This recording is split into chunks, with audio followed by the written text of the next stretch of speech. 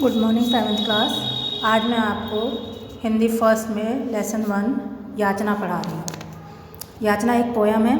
इसके कवि हैं डॉक्टर राम कुमार वर्मा।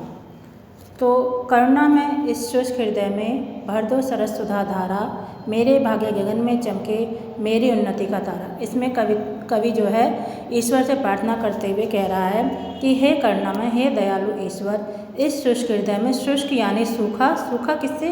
अज्ञान से। ज्ञान के बिना जो हमारा हृदय है वो सूखा होता है, तो ज्ञान के बिना जो हमारा हृदय है वो सूख रहा है।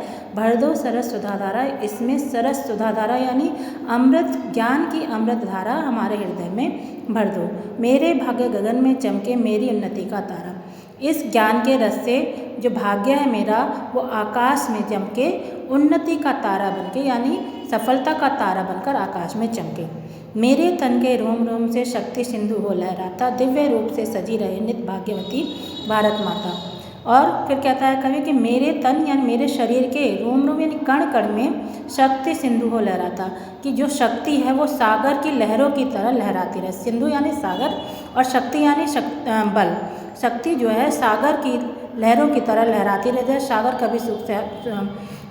यानी कभी सूखता नहीं है, उस तरह मेरी शक्ति भी कभी खत्म ना हो। दिव्य रूप से सजी रहे भाग्यवती भारत माता।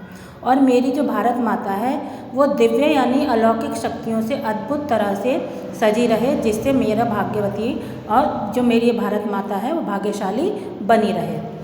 श्रवणों में गुंजित हो जाए अविरत मधुर विश्व संगीत, सदा दूसरों के हित ही में यह जीवन समुद्र हो व्यतीत। फिर वो कहता है कि श्रवणों यानी देवताओं में भी गुंजित हो जाए, देवताओं में भी इसका गायन हो, मेरी भारत माता के यश का गीत गूंज उठे अविरत मधुर विश्व संगीत। और ये विश्व संगीत ऐसा हो जो सारे संसार में बिना रुके चलता रहे, यानी भारत के यश की गाथा है।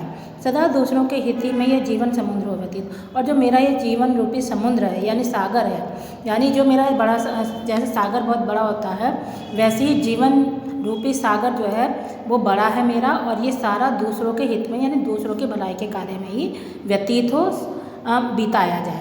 मेरे मानस में खिल जाए नन्हे संपत भक्ति अनूप, ओष्ठों में गूंजे यश गायन, दृग में रुचि तुम्हारा रूप। फिर वो कहता है कि मेरे मानस में यानी मेरे मन में खिल जाए, मेरे हृदय में खिल जाए नन्हे सम यानी कमलिनी के, कमल के फूलों के समान क्या है, ज्ञान खिल जाए। और पद भक्ति अनूप, पद भक्ति यानी आपकी भक्ति का जो ज्ञान है वो मेरे मन में कमल के फूलों के समान खिल जाए। ओष्ठों से गूंजे यश गायन, दृग में रुचि तुम्हारा रूप। और मेरे होठों पर सदैव तुम्हारे यश का गीत हो, और दृग यानी नेत्रों में केवल तुम्हारा ही रूप हो।